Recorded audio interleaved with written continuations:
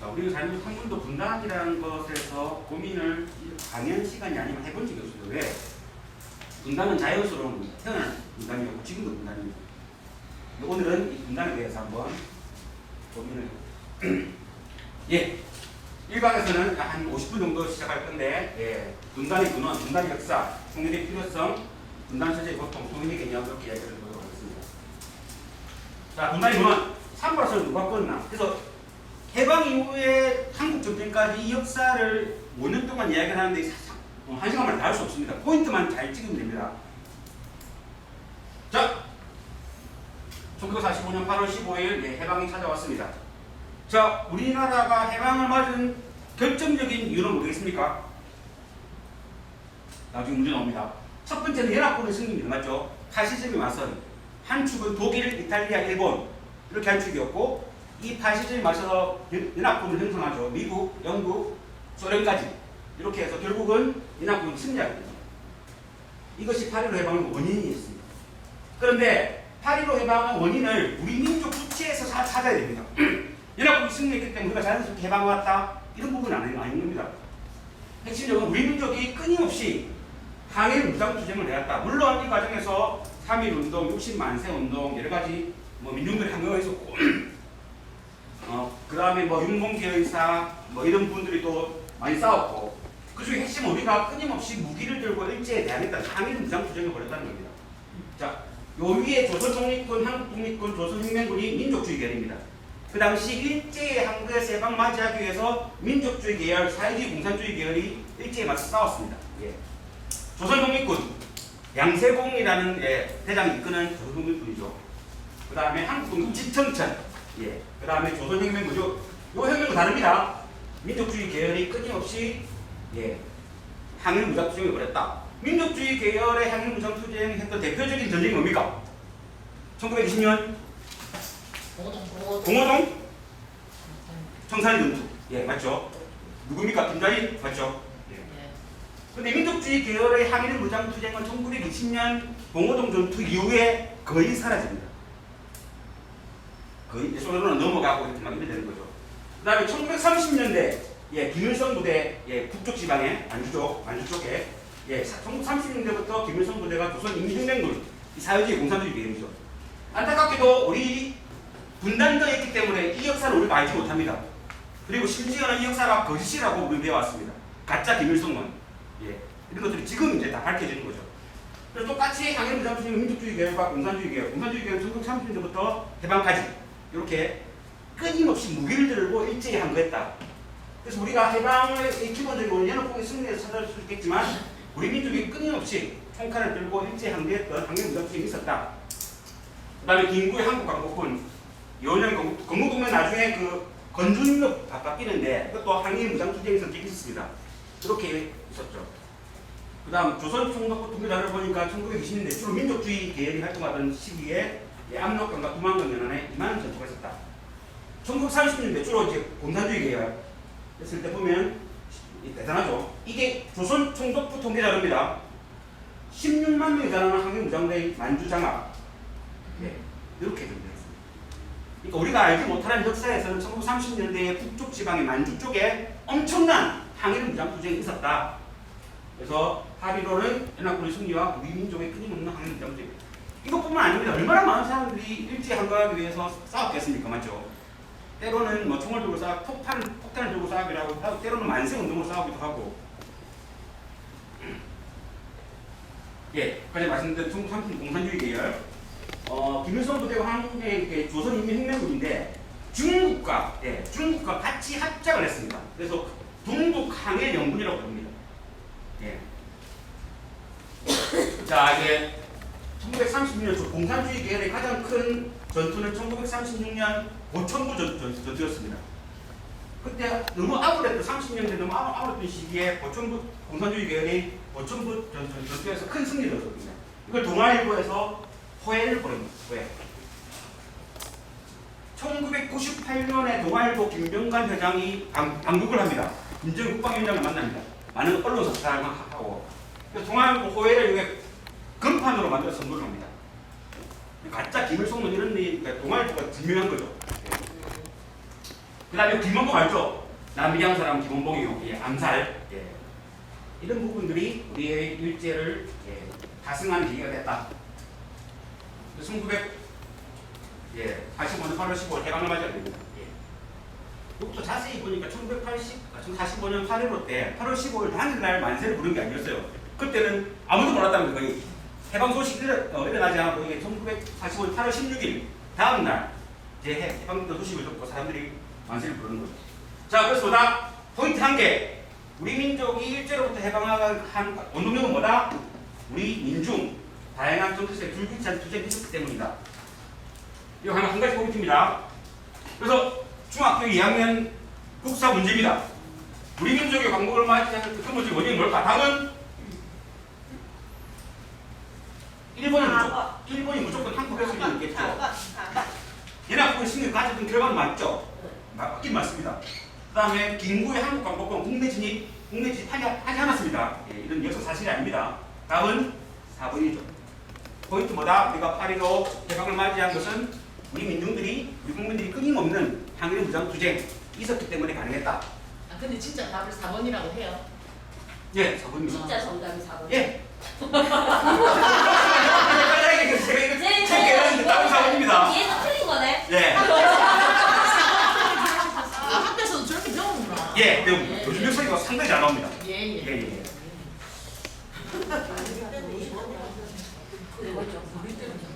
예, 다릅니다. 나중에 모스크바 삼삼회의가 핵심인데 확인이 나요. 여러분 때 하고 그만큼 역사적 사실에 대한 진실이 밝혀지는 과정인 거죠. 자, 해방이 되었습니다. 그럼 뭘 해야 되겠습니까? 일제를 몰아냈으니까 자주 독립국가를 만들기 위한 우리 노력이 필요합니다. 그래서 1945년 8월 15일 아까 전에 여운형 선생이 건국동맹 44년에 만든 게 45년 8월 때 건국준비위원회가 만들어집니다. 이때 여러 지도자들이 있었습니다. 김구 선생님, 상해임시정부, 김규식 선생님, 여운형 선생님, 그 다음 이승만까지. 좋습니다. 이승만까지 끼워줍시다. 예. 근데 그 중에서 여운형 선생님 그야말로 폭발적인 인기입니다. 얼굴도 잘생겼고, 키도 크고, 나중에 영상이 나오는데 연설을 그리 잘합니다. 일본도 8월 15일날, 8월 14일날 여운형 선생님하고 일제 정무총괄이 만납니다. 치안권과 행정권을 이야기해줍니다. 누구한테? 여운형 선생님. 그만큼 민중들로 지도자로서 이제 인기가 대단했죠. 물론 북에서는 김일성 주석을 중심으로 이렇게 이야기된 거고.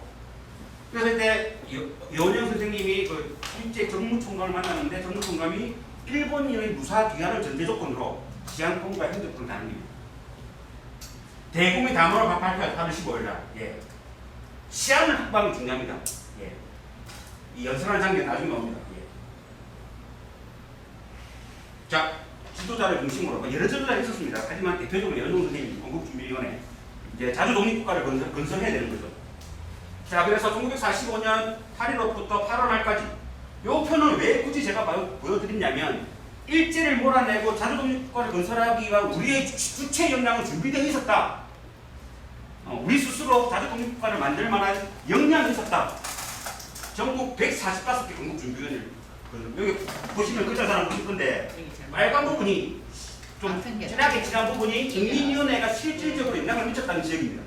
쉽게 말하면 여운형 선생이 만든 인민위원회의 지역 조직이 치안권과 행정권까지 다 장악한 부분이 빨간불로 표시됩니다. 뭐다? 우리는 자주독립국가를 건설할 만한 우리 역량을 자체적으로 갖추고 있었다. 시한대를 건설합니다. 169개. 그래서 날짜 잘 보십시오. 준비 과정을 거쳐서 45년 9월 6일 조선인민공화국 창건을 선포합니다. 우리 스스로 9월 6일 중요합니다. 왜? 9월 8일날 미군이 들어옵니다. 인천으로 9월 8일날 들어오고 9월 9일날 서울로 들어옵니다. 그래 뭐야? 우리 자체적으로 자주독립국가를 만들기 위한 준비 조선인민공화국 창건을 9월 6일에 선포했는데 9월 8일날 미군이 들어옵니다. 우리 의사와는 무관합니다. 자, 그러면 일정 개방됐어. 새로운 국가를 건설하기 위한 가장 시급한 과제가 뭐겠습니까? 친일 세력을 다 청산하는 겁니다. 얼마나 치했더라? 36년 동안. 자, 노동자가 있습니다. 그 노동자의 주인은 누구다? 자본가는 누구다? 일본 사람 또는 친이십니다. 적은 임금에 시달리고 극심한 노동력 착취에 시달리는 거예요. 근데 이걸 국가에 호소할 길이 없습니다. 왜? 나라가 부자들이기 때문에. 이 당시에 국민의 80%가 농민이었습니다. 소작농입니다. 지주는 누구라? 일본 놈 아니면 친일. 소작농을 끊임없이 뜯깁니다. 나라가 없으니 하소연할 데가 없습니다. 그래서 뭐라? 가장 핵심적으로 원했던 건 친일파를 정권하는 겁니다. 얼마나 친일 때를 샀습니까? 그 다음에 앞으로 건설될 국가를 어떻게 정할 거냐? 그 다음, 그때 당시 인구 구성의 80%가 농민이었습니다. 가장 중요한 토지 문제였습니다. 토지 문제, 먹고 살 문제. 요 세 가지를 새로운 자주독립국가가 해결해야 될 과정인 거죠. 근데 한번 보십시오. 각 정치세 대표적인 이게 정치 세력의 입장입니다. 연명 선생님은 조금 공산주의계는 아닌데 좀 중도 좌파 이렇게 불립니다. 김구수 선생님은 그야말로 중도. 김일성 이제 북쪽에. 예. 그다음 이승만은 나쁜 놈. 신임. 사람 골 때리는 사람입니다. 미국 놈. 미국 그 임시정부에 관여했고 임시정부 시절에 국제연맹에 우리를 대신해서 통치해 주십시오 청원운동을 보낸 사람입니다. 자기 나라 스스로의 힘으로 자기 스스로 힘을 믿지 못하고 강대국에 의존해서 미국에 의존해서 자주독립국가. 근데 이승만은 결국은 미군정의 편에 붙습니다. 단독 무술을 하는 거죠. 친일파 처단 반대합니다. 반민특위가 만들어집니다. 반민족 행위를 했던 친일 사람들을 이제 처단하기 위한 이승만 때문에 안 됩니다. 그 다음 토지개혁 제일 중요합니다. 먹고 사는 문제랬죠. 무상몰수 무상분배. 일제부터 일제의 토지를 무상으로 몰수를 해서 그 다음에 소작농민들에게 농민들에게 무상으로 나눠주는 거예요. 그래서 이제 이런 부분에서 여원영 선생과 김구수 선생과 김일성은 이제 세 사람은 입장이 비슷했다. 입장이 비슷하다는 말은 뭐겠습니까? 36년 동안 일제 치하에 있던 우리 국민들이 절실히 원했던 이런 부분이다. 하지만 이승만은 철저하게 미군정에 붙었다. 이것도 흥미로운 이론서입니다. 47년 해방된 지 2년 후에 서울 시민 2,500명을 조사했습니다. 국가 이름은 조선인민공화국 70%, 대한민국 64%. 47년이면 이때는 대한민국 이승만하고 미군정이 맞죠. 남한만의 단독 정부를 수립하기 위한 부분. 그 다음에 우리 국민의 70%는 국가가 어떻든 간에 자주독립국가를 원했다. 그 다음에 물론 미국에 붙어서 이런 사람도 있었겠죠. 정권 형태 아까 전에 우리가 세웠던 인민위원회. 예. 토지개혁 방식은 무상몰수 무상분배. 당연하겠죠. 예. 그것도 참 재미있는 여론조사입니다. 미군정청이 여론조사를 했는데 선호하는 체는 자본주의 체제. 우리나라 사람은 자본주의 체제를 잘 몰랐을 거예요. 예. 국민이 80%고 그 다음에 사회주의 체제. 사회주의 공산주의라고 77%. 이때 당시에는 러시아가 혁명에 성공하고 사회주의 공산주의 이런 여론들이 막 확산되는 거죠. 그야말로 환상이었지 않겠습니까? 계획도 없이고. 예. 어쨌든 이 당시에는 국민의 80%가 사회주의 공산주의 체제를 선호했다라는 뭐 틀렸다 맞다 할 수 없는 부분입니다. 하지만 이때 당시 그랬다. 그런데 자 아까 전에 포인트 한 게 뭐다? 첫 번째 포인트는 우리 민중들이 일제의 무장투쟁을 벌였기 때문에 해방이 됐다. 그 한 가지 포인트. 두 번째 포인트는 뭐다? 해방 이후 자주독립국가 건설을 위해서 우리는 그런 역량이 마련되어 있었고 그걸 준비하고 있었다. 이 두 가지 포인트입니다. 그런데 자, 이 38선 누가 껐나? 8월 6일 날 히로시마에 원자폭탄이 떨어지고 8월 9일 날 나가사키 원자폭탄이 떨어집니다. 8월 10일 날 일본이 연합국의 항복을 전달합니다. 전제 조건이 뭐다? 천황제를 유지하는 조건으로. 그러니까 이미 8월 15일 전에 8월 10일 날 일본은 연합국에 이미 무릎을 꿇었습니다. 그래 보니까 이제 같은 한편이었던 미국과 소련은 공산주의고 미국은 자본주의고 이제 대립을 하게 됩니다. 미국으로서도 소련이 공산주의 계획을 확대하는 것이 못마땅한 거죠. 그 중에 보니까 처음에 내려가는 데가 어디가? 한반도다, 한반도. 8월 10일 이 당시에 미군은 오키나와, 필리핀까지 수준하고 있었습니다. 소련은 만주, 한반도 북부에 있었죠. 급하게 미 국무성과 해군부, 육군부가 회의를 합니다. 3부 조정위원회에서 회의를 합니다. 한반도를 그대로 뒀다가는 소련이 한반도를 통째로 다 먹겠다. 이렇게 해서 38선을 긋습니다. 저것끼리. 38선은 미국에서 끈 겁니다. 저것끼리 임의적으로 수도 서울을 회복한다. 목표로. 그래서 8월 10일 일반 명령 1호가 됩니다. 그다음 38도는 미국 한부 소련이 이 다음에 일본군은 미군이 접수한다. 요거를 미국이 영국, 소련에 통보를 합니다. 영국, 중국, 소련에. 중국과 소련이 동의합니다. 중국과 영국이 동의합니다. 소련은 이게 대해서 아무런 이의를 달지 않습니다. 그래서 자연스럽게 38선이 꺼진 겁니다. 여기서 포인트는 뭐다? 38선은 우리 민족 의사와 무관하게 꺼졌다. 이 한 가지 포인트입니다.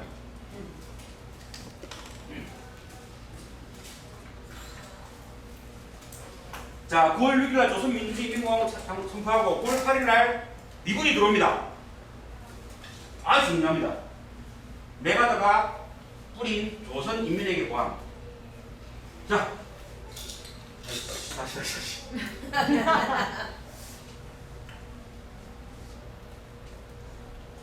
안으로 큐. 한번더 손으로 끌어당겨야 돼요. 조선인민에게 고함. 메가더가 총사령관으로서 점령이라노? 요즘 하디슈 전국수는 중간에 권한이 시작된다. 12의 명령이 있을 때까지 수행하고 일체의 명령에 즉각 복종해야 된다. 메가더. 복종, 엄벌. 자, 9월 6일날 조선민주주의인민공화국을 창건 선포했습니다. 우리는. 근데 9월 8일날 미군이 들어옵니다. 38선을 저끼리 꺼놓고. 맞죠? 요즘 핫합니다. 이재명 도지사가 미군이 점령군으로 들어왔다고 말합니다. 바로 윤석열하고 이준석이 반응을 합니다. 아이고 이거 보니까 이 점령군이 아니라 주둔군으로 번역해야 된다. 이렇게 이준석이 얘기합니다. 그리고 이준석 친일파 기용이 불가피했다. 그 당시에는 이런 반응을 합니다. 아까 전에 봤다시피 친일파 청사를 가장 일본으로 내세운 우리 민주주의 의사는 완전히 반환한 겁니다. 맞죠? 자, 아까 전에 조선인민에게 고함, 메가더의 포고령 그 보시면은 단어가 아큐파이라는 단어입니다. 아큐파이를 사전에 찾아보면 점령한다, 점유한다 이렇게 됩니다. 자, 한국의 영토를 점령한다. 포고문 내용이 나와 있는 겁니다. 원문입니다. 그리고 점령의 purpose, 목적, 그 다음 점령의 조건, 그 다음 요 표현이 있습니다. occupying forces. 이게 점령군입니다. 미군은 주둔군이 아닙니다. 우리나라 38선 이남에 일본 군대를 다 초당하기 위해서 점령한 겁니다. 소련군도 북한을 점령한 겁니다. 역사적 인식을 잘해야 점령한 거고 이준석이처럼 친일파 기용은 불가피했다. 36년 동안 일제시대에 친일 지주와 친일 자본가한테 그렇게 시달리를 받는데 친일파 기용이 불가피. 이게 다 미군들의 논리입니다. 뭐다? 점령군으로 들어옵니다. 점령군. 실제로 9월 8일 인천으로 들어옵니다. 우리나라 국민들이 이미 환영을 합니다. 근데 저항하는 줄 알고 총을 쏴 죽입니다. 몇 명 죽습니다. 이런 일도 있었습니다.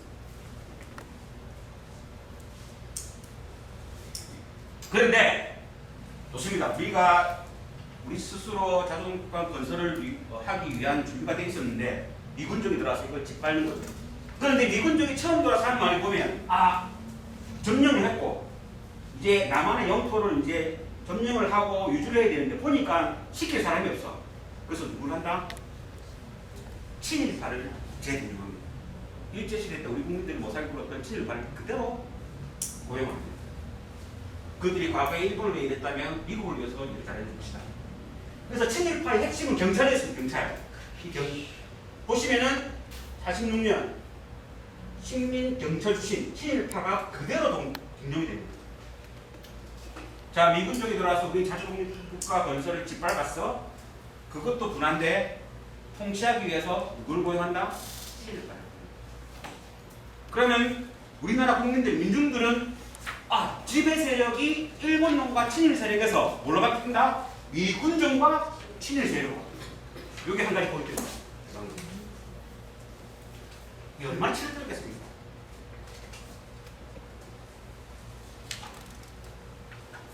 자, 점령군이라는 것 하나의 적응만 존재한다. 그것은 어리석은 생각하면 보시면 될 것 같습니다. 그래서 이게 역사적인 사진입니다. 일본이 점령한 1945년 해방 이후 48년까지를 종합해보면 이 그림이 핵심일 것 같습니다. 지배 세력보다 일본놈과 친일 세력에서 미군정과 친일 세력으로 바뀐다. 그래서 미군정은 해방군이 아니라 점령군, 친일 세력을 내서 통치를 했다. 여기까지 보입니다.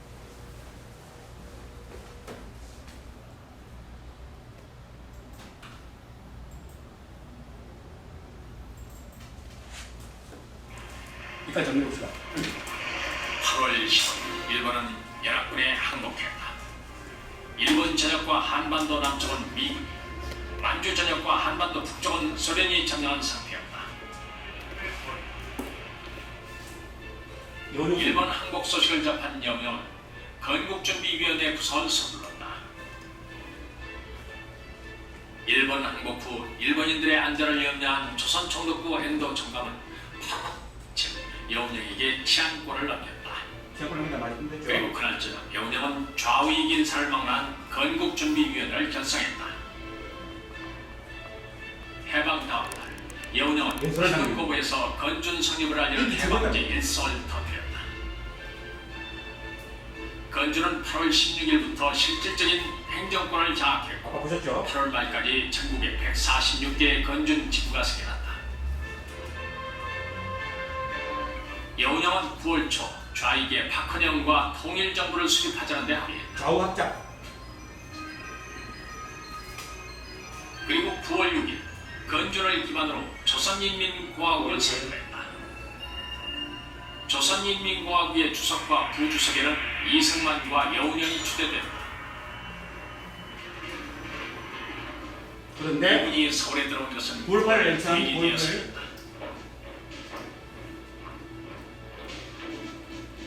이날 조선 총독부에서는 통치권 이야기 이루어졌다. 그러나 통치권을 이양받은 것은 한민족이 아니라 미군이었다.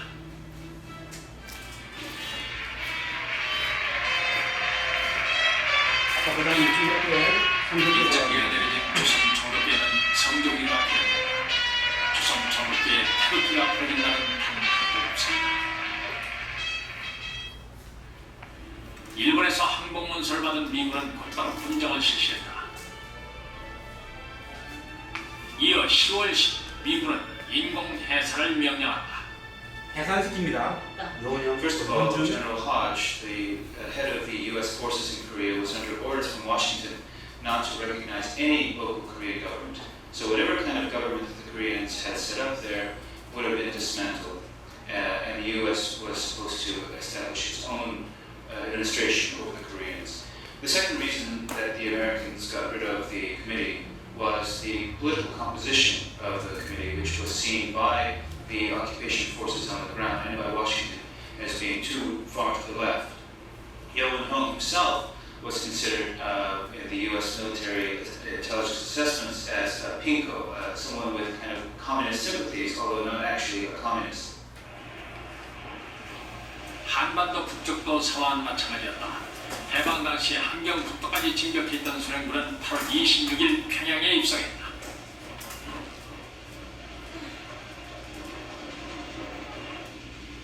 같은 날 정권 이양식이 있었다. 정권을 넘겨받은 사람은 북한 주둔 소련군 사령관 치차코프, 소분정의 시작이었다.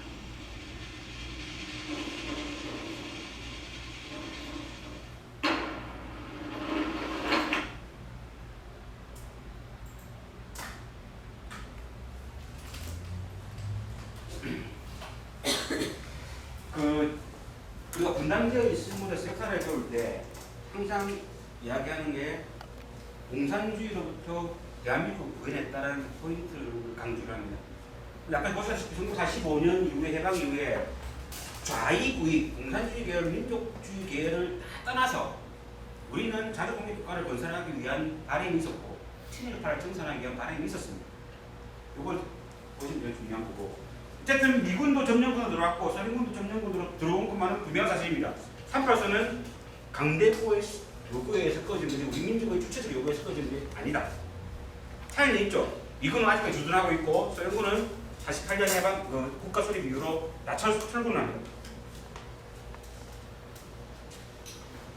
자, 이게 또 중요합니다.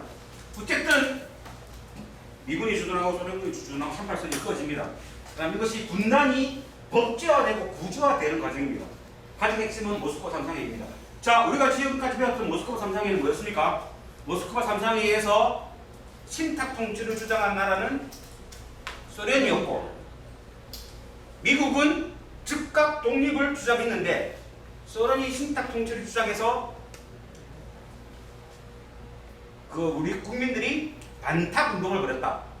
반탁 운동을 벌인 사람들은 우익이었고 하지만 찬탁 운동을 하는 사람들이 있었다. 그 사람들은 빨갱이고 좌익이었다. 이렇게 배웠죠.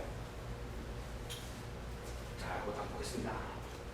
모스크바 삼상회의 주요 결정 내용은 세 가지입니다. 자,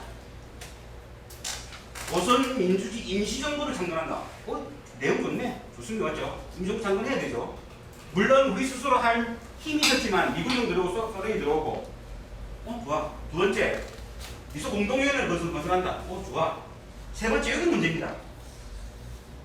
임시정부를 창건하기까지 약 5년 이내에 후견한다. 이것이 신탁 통치로 우리나라에 보도가 되는 겁니다. 그런데 소련이 신탁 통치를 찬성했고 미국이 독립을 주장했다. 이렇게 왜곡 보도가 됩니다.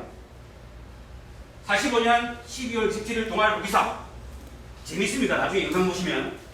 자, 보면 소련의 신탁 통치안에 반대하여 즉시 독립을 주장했다. 미국이. 자, 미국의 태도는 가이드선언하여 조선은 국민투표에서 그 정도 결정을 약속한 점이 있고 소련은 신탁 통치를 주장했다. 이렇게 동아일보가 보도를 합니다. 당시 언론 매체가 드물었습니다. 동아일보가 이렇게 보도를 합니다. 자, 이걸 한번 보도록 하겠습니다.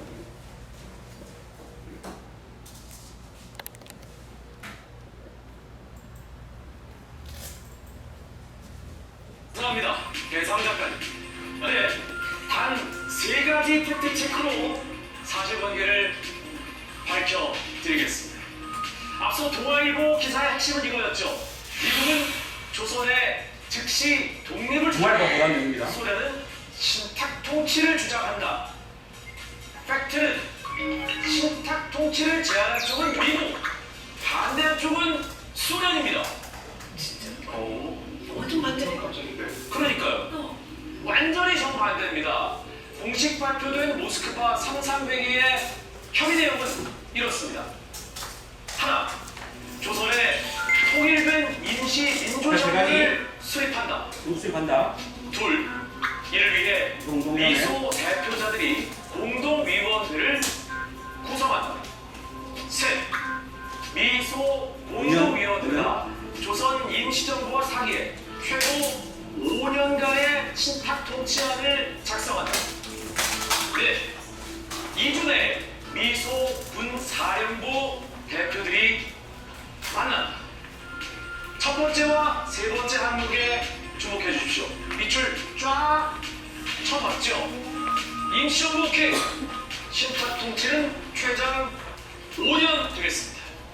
근데 임시정부도 수립하고 신탁 통치는 최장 5년이라고 하면은 반탁 시위가 그렇게 크게 일어날 일인가라는 생각이 드는데요. 모스크바 삼상회의 직후에 한국에 보도된 내용은 이런 부분은 없었잖아요. 그렇습니다. 바로 그렇습니다. 기사에는 임시정부 수립과 신탁 통치 기간과 관련된 내용이 제대로 알려지지 않은 거죠. 마지막으로 동아일보를 비롯한 신문사들이 기사를 낸 시점도 정말 의심스럽습니다. 살펴보면 모스크바 삼상회의 결정 내용이 공식적으로 발표된 일실은 현재 시간 12월 28일 정오, 한국 시간 28일 오후 6시입니다. 28일. 심지어 주한미군 사령부도 결정 내용을 29일에야 알게 됐죠.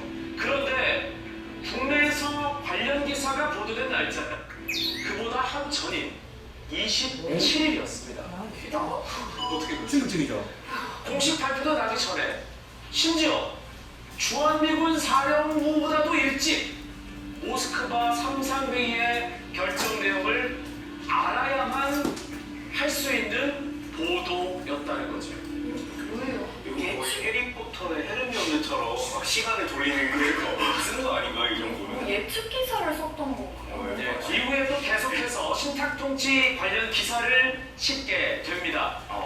소련이 신탁통치를 주장했다는 직접적인 내용은 더 이상 찾아볼 수 없지만 사설을 통해 태평양 진출의 발판을 마련하려는 소련이 한국에서 부동함을 얻고자 한다는 소문을 전하고 있습니다. 근데 또 다시 생각해보면 소련이 부동함이 필요하긴 했을 것 같거든요. 네네. 그런데 사실은 소련이 생각했던 부동함은 한반도가 아니고요. 만주에 있는 대련이었습니다. 예, 중국에서 따렌이라고 하는. 그리고 이제 안중근 의사가 그 감옥에 갇혀 있었던 여순, 리순이라고 하죠. 거기가 사실은 소련의 목표였는데 굉장히 충격적인 내용 아니에요, 지금? 그러니까요. 날짜가 이렇게 다르고 왜 말도 안 되는 네, 그렇죠. 아니 교수님은 이게 이제 이분의 전공이시니까 이 모스크바 상상회의 그 협의 내용을 원문으로 보셨을 거 아니에요? 네. 좀 핵심적인 내용 짚어주세요. 미국은 워낙에 식탁 통치를 가져온 거예요. 아, 그러니까 그거는 루즈벨트 대통령이 죽기 이전부터 생각을 했던 거고 저희가 다 아는 카이로 선언에서 적절한 시간을 거쳐서 또 시기를 거쳐서 인디우 코스라는 게 있잖아요. 그게 이제 식탁 통치하는 생각을 했던 거고 근데 미국이 생각한 거는 기간이 좀 길었어요.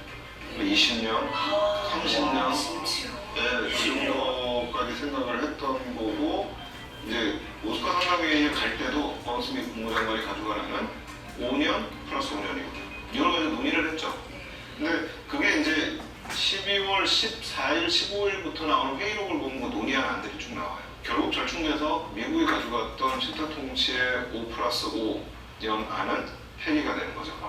그러고서 이제 발표가 되는 건데 실제 보도는 정반대의 보도가 나오게 된 거죠. 그 정반대의 보도로 인해서 지금 전 국민적인 시위가 지금 벌어지는 상황이잖아요. 네. 좌와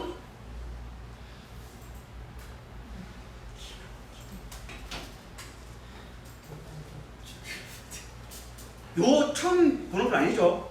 네. 근데 우리가 우리를 대학교 볼 때 전에 배웠습니다.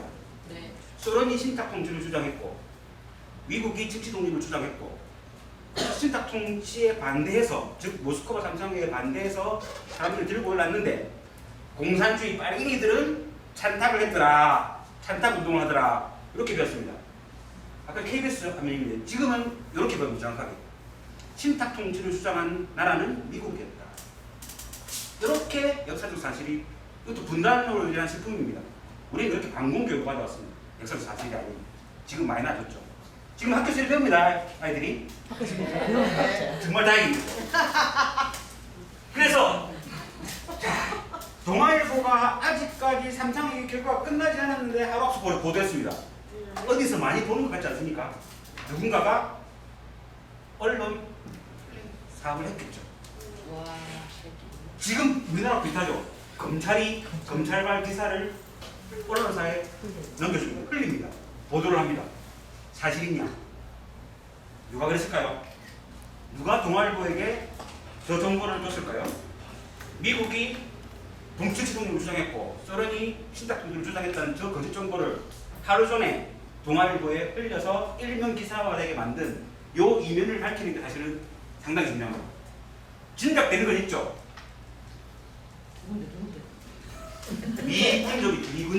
미군정. 자, 말씀드린 거. 그래서 좌우 대립이 엄청 심해집니다. 자, 여기서 우리의 역사적 가장 실패입니다. 자주 독립을 향해서 그쪽 힘을 모으고 국론이 단결돼 있었고 우리는 친일파를 척결하고 자주 독립을 국가를 건설해야 돼. 그런데 모스크바 삼상회의 이후로 국론이 완전히 분열됩니다. 찬타기를 만타기를. 대구 시위를 합니다. 저 빨갱이 새끼들 참아라. 저 신탁통치 찬성하는 새끼들 다 때려 죽이라. 백주 대낮에 몽둥이로 칼로 싸움이 일어나고 국론이 분열됩니다.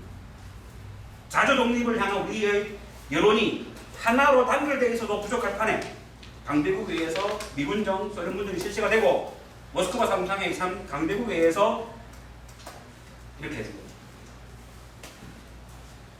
이때 얼마나 심했겠습니까? 국민분율. 3개월이요. 자, 신탁동의 결정 과정 아까 보시면 아까 화면 나왔죠. 11월 43년 화요일 날부터 미국 신탁동 제안했습니다. 자, 여기서 보시면 결국 3상회의가 결렬이 됩니다. 결렬이 되고 미국이 한반도 문제를 유엔에 이관하게 됩니다. 우리 국민들의 자주 통일과 의사 상관없이 어떻게 한다? 남한만의 단독 통근거를 결정합니다. 누가? 미국. 여기서 유심히 잘 볼 게 있습니다. 요겁니다. 요거. 45년 10월 도쿄에서 이승만과 하지 작가님의 사령관 만납니다. 서약이 있습니다. 자, 45년 10월 해방되자마자 그 다음에 45년 10월이면 9월 6일까지 조선인민민주주의공화국 창건을 선포합니다. 이때 이승만이 왜 하지랑 만났을까요? 도쿄에서. 남한 단독 정부 수립을 결정합니다. 이승만이 미군정이 완전히 붙고 야 저래서는 안 된다. 우리나라가 공산주의가 된다. 라는 이유로 이미 모스크바 3.3회의 그 결정 전부터 이미 협의가 되어 있었던 사안입니다. 그러면 동아일보의 보도가 이해가 되죠. 과연 누가 자주독립국가를 향한 우리 국민들의 의사를 분열시키고 했는가? 지배 세력이 밑에 세력을 통치할 때 가장 유명한 말이 있습니다. 분열하여 분리하여 통치하라. 찢어지면 제일 편하거든요. 통치하기. 이게 우리의 해방 이후의 역사였습니다.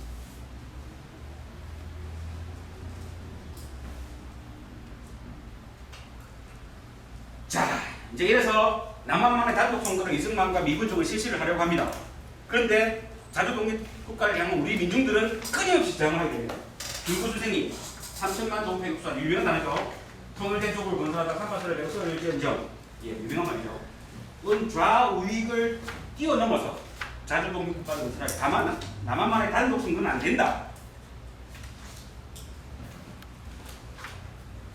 이때부터 미군정이 단독 선거를 반대하는 우리 국민들을 유혈 탄압하기 시작합니다. 46년 10월 대구 인민항쟁, 48년 7구도 유명합니다. 그 당시에 전평 지구민주노총 같은 조직, 이 조직이 투쟁을 합니다. 구호가 뭐다? 미군정 반대. 야, 우리도 구해줄 줄 알았더니 그게 아니구나. 7.18 등용하고, 그 다음 자주독립국가 건설, 그 다음에 단독 선거 거부, 남한만 단독 선거 안 된다. 요 구호를 들고 이렇게 싸웁니다. 우리 민중들 들고 갑니다. 미군정에 대하면서. 자, 이때 이주국 주제 4.3항쟁 아시죠? 요거는 몇 시간짜리 강연으로 드린 게 아닙니다. 한번 살펴보시고 제주도 가면 꼭 평화공원도 가보시고. 그래서 이 당시에 미군정이 제주도 인민들의 10분의 1을 죽입니다. 8년 동안. 그 다음 이 사이에 있고 여순항쟁, 제주도 4.3에 일어나자 여수 순천에 있는 군인들을 동원해서 제주도 4.3항쟁을 진압을 시킵니다. 거부합니다. 이때 군인들을 다 때려 죽이고 7,000명이 나옵니다. 여수 사건이 최근 들어서 지금 역사의 진실이 밝혀지고 있습니다. 제주도 4.3항쟁은 노무현 정권 시절에 여기 이제 대구죠. 자, 뭐다? 여기서 포인트는 뭐다? 우리 전 민중들이 단독 선거, 단독 정부 수립을 반대해서 들고 일어났다. 누구에 대해서? 미군정에 대해서. 그때 그거는 뭐랬다? 미군정 반대, 자주독립국가 건설, 도시방. 물론 이때 미군정에 들붙은 친일파 잔존 세력들은 당연히 남한만의 단독 정부 수립을 당연히 주장했겠죠. 그렇게 붙은 세력들이 있습니다. 그 세력이 지금까지 남아 있습니다. 자, 이제는 남한만이 아니라 남북 재정당 연석회의가 열립니다. 48년 4월 19일. 이때 김길수 선생님, 김국 선생님 다 올라가서 김일성 주석을 만납니다. 자, 공동성명서 외국 군대 즉시 철수. 그 다음 민주주의 임시정부를 수립한다. 민주정부를 세운다. 그 다음에 이 정당 단체들은 남조선 단독 선거, 단독 정부를 인정하지 않는다. 자주독립국가, 통일된 자주독립국가 건설해야 된다. 김규식 공동성명. 이런 우리 국민들의 노력이 있었다. 그런데 분단은 두 개의 정부가 들어서 2년 만에 50년 한국 전쟁이 벌어지면서 분단을 더 이상 보여줄 수 없는 상태가 되어버렸다. 자, 번집니다. 자, 해방 이후에 일제를 청산하고 자주 독립국가 건설에 우리는 실패를 했다. 결국 본질은 뭐다? 일제강점이 미군강점으로 바뀌었다. 친일파는 그대로 존속이 되었다.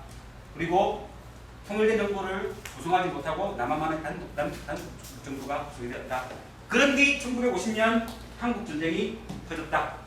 48년에 다 보시면은 남한은 이렇게 되고 정부를 수립하고 군사 보훈단 자주 500명이 미군이 그대로 남습니다. 500명. 또 6.15 때 35만 명이 들어오는 거죠. 북한은 이렇게 주요 조건이 수립되고 48년 10월에 소련군이 완전 철수합니다. 이승만이 취임하자 한국정부가 소위되고 그런 다음 한국전쟁이 터집니다. 7월 27일 정전협정 국군 사망 13만 7천 명, 북한군 사망 52만 명, 유엔군 사망 3만 8천 명, 중공군 사망 15만 명. 이게 하나의 그냥 자료지만 이 3년간의 전쟁에서 우리 모든 것이 폐화되고 분단은 이제 구조가 됩니다. 당연히 분단된 거죠. 빨갱이 새끼 때려잡아라. 북한은 때려잡아야 될 대상된 거고 불과 48년까지 자주공립국가를 건설하기 위해서 친일파를 청산하고 이렇게 굳게 뭉쳤던 미군정에 대항했던 전쟁 이후로 완전히 분단은 구조화 됩니다.